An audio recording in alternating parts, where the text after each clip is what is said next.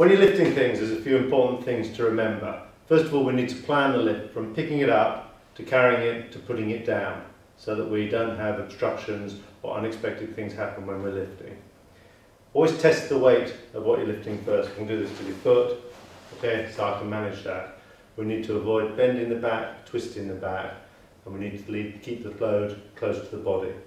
So, come up, get your feet close, and bend your legs to keep your back straight. Pick up, get a good grip, and hold it in.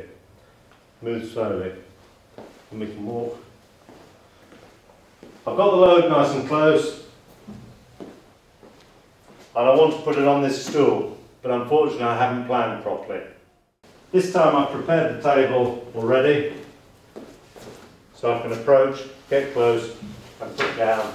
If the load then has to be in a particular position, place it once it's down, not as I'm putting it down. Got your paper, Hayley, where do you want it? Just over here, please. Okay.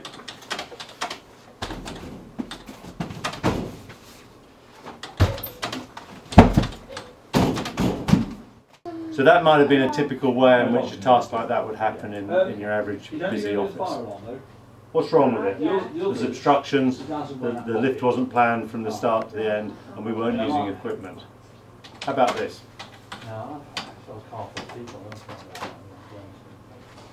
I'll pop it. Your paper, Hayley, can you just excuse me a minute while I get some space?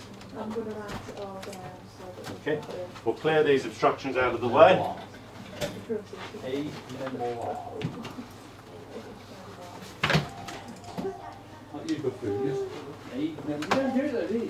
And we'll take the load as close as we can 18 months later, somebody says, oh, how does that work? onto the floor. Keep that one in space. Second one, avoiding twisting the back. And the third one. Get some notes from the filing cabinet. Problem here is that the bottom drawer is very low, which means she has to bend over in a sustained position, which can cause quite a lot of strain on her low back. The notes in the top drawer also have got problems. It's too high for her to reach from the floor, so she needs a kickstool.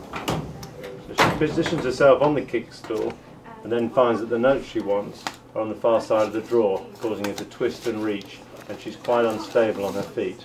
This is fairly high risk and could also lead to strain on her lower back.